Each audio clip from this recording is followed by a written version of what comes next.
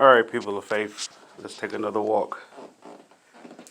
Let's talk on the subject of which is more powerful, words or money. Words or money. Which is more powerful, words or money? For the person that may say, well, words are more powerful.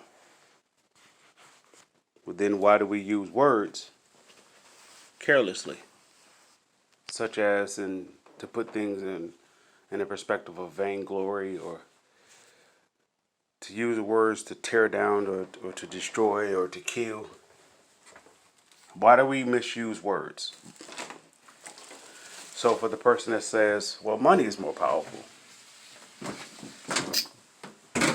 how far can your money go? Your money can only go as far as secure you naturally. But then there still is another side of you that's unprotected. This is what money cannot purchase. This is what money cannot buy. This is where money has no influence. However, this is the delusion of money. It grants you the idea that you have power in that reality. That reality is away from the natural realm.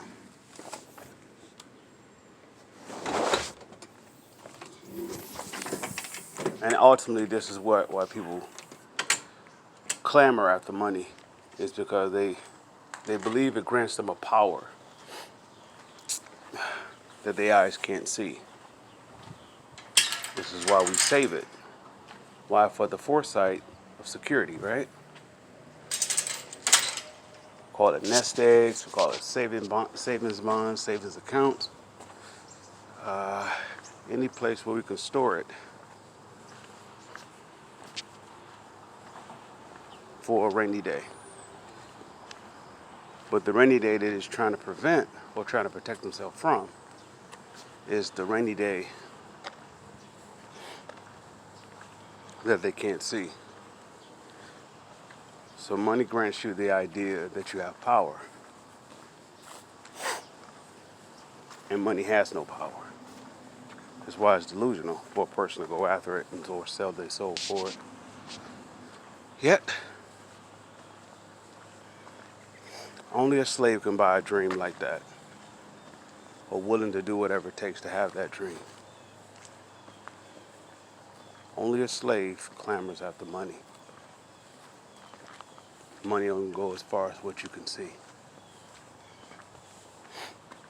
However, if the spirit is born again, it can transform you to see beyond what you see. There's a fourth wall or another dimension level, or the scriptures would call it a gulf fix. It separates the two worlds. One can see the other side, but the other side can't see the other. So I guess it depends if the person is willing to determine which is greater, the natural realm or the spiritual realm. So going back to the original question, which is more powerful, money or words? If we were to take the words and put them in their proper perspectives, in their proper placement of authority, we wouldn't say words to destroy. We would say words to build and create. And not create as in construction, but create as in purpose. Regardless if the person is aware of it or not, they create with that intention. That's why there's death and life in the power of the tongue. So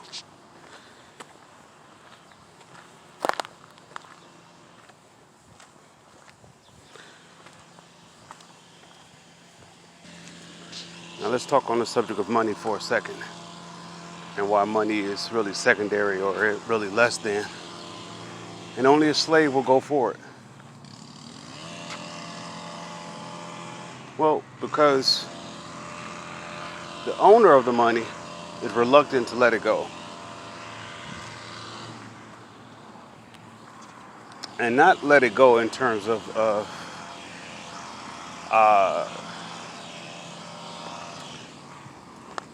let me say this. They are afraid to let it go in terms of equality. If I give you your proper share, that will be me telling you that you are equivalent to me.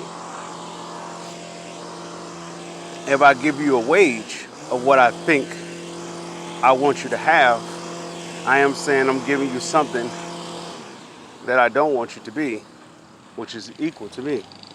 That's why I will give you less than your worth. But I will tell you something with words to paint a picture to make you believe that you are superior.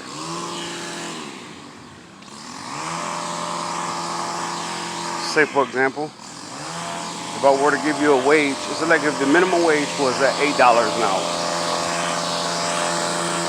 And I tell you that I'm going to bump up the wage from $8 an hour to $15 an hour. Granted, you would believe that there's a significant increase because you could do more with the 15 than you can with the 8. But it's not significant at all because it doesn't make you equivalent or equal to the one who's distributing it, is it not? And just put money in its proper place. Money has no value because it's being given away so easily.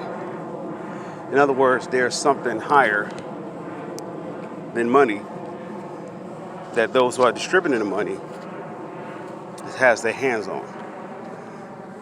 In other words, you feed the peasants crumbs or have them fight over it while you're at the top without even using the crumbs at all.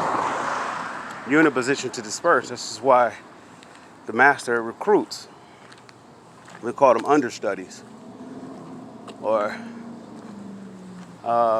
designate ranking positions to make sure the established order continue to stay in ranks or stay in order.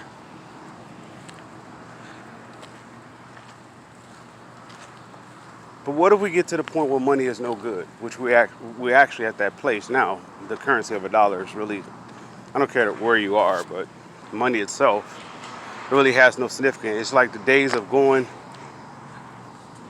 we're bringing forth the wage or whatever was animals, and that was the currency. Then they go to They go from there to silver and gold. Then they go from that to, of course, coins and so forth. So we're at the place now where money is actually non-existent. And the reason for it is because the slaves, if you pay attention, the slaves are clamoring over it as it is their God. But going back to the beginning of this video, money only can show you so far. So as long as the slaves is clamoring on a view or a temporary view, the established order is actually intact. But if you were to take that money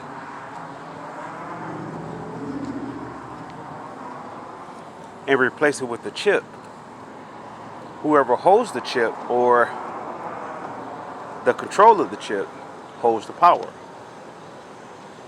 But as long as those that clamor for money, they never see the chip coming. A chip could be we are continuing our shopping. We are alive and we are free. We are alive and we have found our peace. Our King has.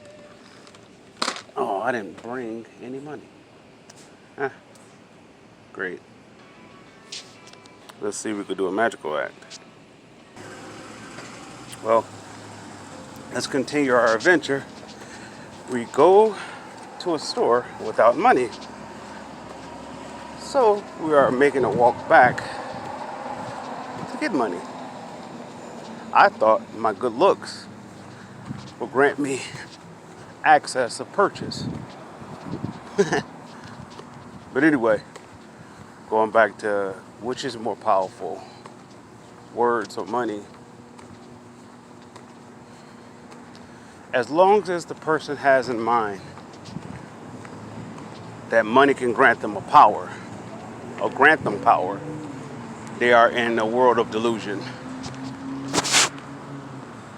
And they won't be able to see past that till they understand the significance of a dollar or the significance of money.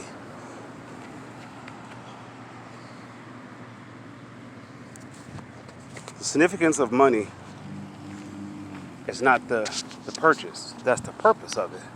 But that's not the significance of it. And as we look at purchasing, we're looking at items and so forth, and it's a tool as a distraction from a person to use their free will. So as long as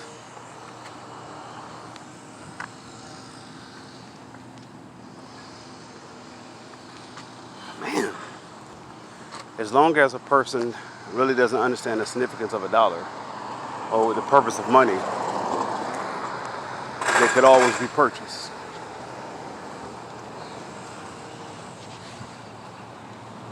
Why? All I gotta do is dangle a carrot in front of it and put flashy lights around it. And since the mind is desensitized, it would do whatever it takes to go get it. This is where the transfer happens, the selling of your soul. So the person may say, like, well then how can I survive without money? How do you survive without money? How do you breathe? You pay for that? How do you eat? Do you pay for that? How do you live? Do you pay for that, right? So a person may say, well, I pay for what I eat. I give you that. But how did you get the strength to work? Did you purchase that strength? No. So you mean to tell me that your creator created you enough strength so you can labor? Just so you can actually give up that sweat to something that's temporal? Or is there something greater than labor? In other words, that fulfills like the constituous statement that we are here to what? We live, we live and we die. As long as that is the notion, then that individual is far removed from purpose. This is why they can be purchased with money. Well, I can buy this, I can get this. That's all delusion. Because you basically just said, I can purchase something that's going to die. Well, while I'm here, I can't worry about anything else. That's just the point. That's what money does. It restricts you from seeing past what you can see. It's like it's a guard that is gonna, or is a wall that will be built up so you can't see past. In other words, you can't see past the natural. You only can stay in the walls of the natural.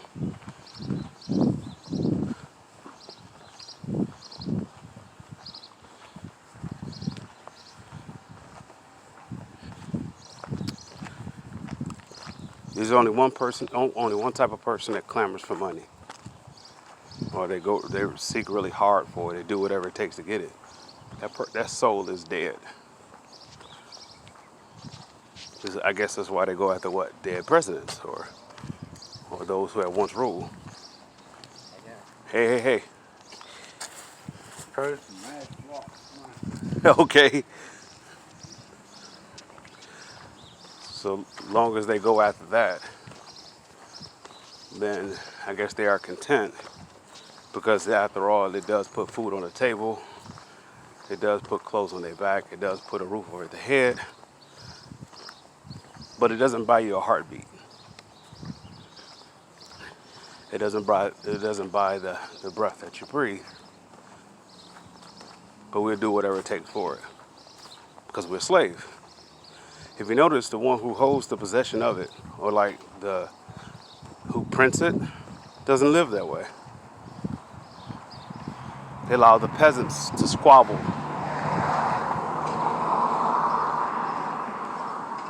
over money. There's crabs in the barrel all over again. And as long as there's crabs in the barrel,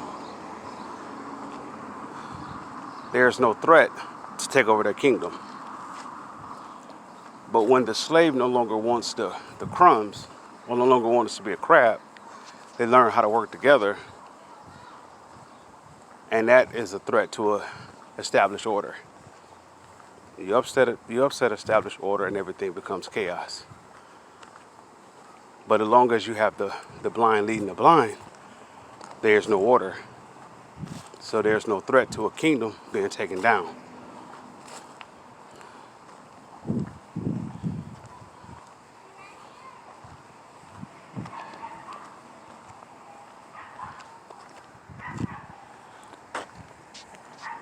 Which is more valuable, money or words? We will misuse words all day for the sake of money because we think money grants us power. It's fool's gold. If you don't have the printing press, or if you're not the one to establish the currency or the value of the dollar, then you hold no power. You are as significant as a peasant. The person may say, "I'm no peasant. I'm so and so. I deserve respect," but yet still you are purchased. They advertise something, and you said, based upon what somebody else may have or have not, I want that. So you do whatever it takes to get it. It was purchased. This goes back to the Garden of Eden when the enemy came to Adam and Eve. And this is where the first start of the purchasing that actually transpired. God gives Adam the command. Do not eat of the tree of the knowledge of the good and evil. The moment that you do, or the instant that you do, we would call it seconds, but even that is too slow. The thought that you do, you should surely die. So the moment that you take that in, and once you take it in, like, say, like if I were to say, what I'm saying now, if you were to take this as a thought, like versus casting it off, like I don't want to hear it. If a person says I don't want to hear it, they cast the thought away. They don't want no parts of it. They don't want it inside of them. But if they hear a little bit of it and they don't cast it away, it's a part of them. And that seed will grow. So, since Adam and Eve didn't do that in the garden, they became that very well thought. The reaction was, Eve said to Adam, the thought was good to eat, and so she gave it to him. Those are not the exact words, but the statement that she was making was, the thought that what Satan gave them was good to eat. In other words, it was good to imagine. It was good to wrap your mind around, your creativity, your imagination, your will, your emotions. It was so good to eat.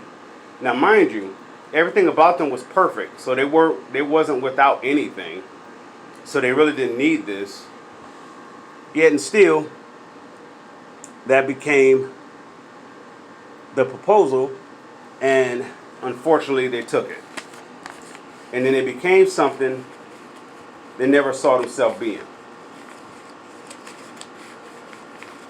So the proposal was, Satan came in with this notion. Does God not know that you have become a God in your own eyes, knowing both good and evil? Eve saw that suggestion, that phrase, that statement was good to eat. So she ate it. That thought was able to consume her, and she became one with that thought. This is the statement being fulfilled. She saw the thought and saw it was good to eat. She saw it. In other words, pictured it. That thought created created a spot in the imagination. In other words, it painted a picture inside the mind. Now, up to that point, the mind had no access to that form of picturing. The only pictures that the mind saw was from God himself. Now, here's the thing about that.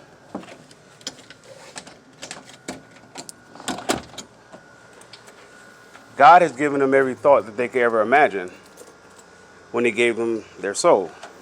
He breathed in them and they became a living soul, as the scripture says. So they was already full with his thoughts, his imaginings, so forth. There was nothing separated from them and God. So they wasn't without anything. So the very suggestion that Satan was giving them, offering them, was pretty much less than value, or it really had no significance. However, if you could dangle a carrot that you make a person believe that they're missing out on something, understand why we get bought. This is our advertisement piece. You convince a person to believe that they're missing out on something, and they'll do whatever it takes to get it. That's how you can be purchased. And if you're purchased, that means you're a slave, because you're going to do whatever it takes to get it. That means someone owns the rights of you. Your mouth may say they don't own you, but you're willing to do whatever it takes to get what they have, so they own possession of you. So let's go back to the original question rather. Which is more valuable, words or money? Somebody created an idea for money. In other words, this is to keep the uproar of a slave down to a minimum. You can control what is already controlled.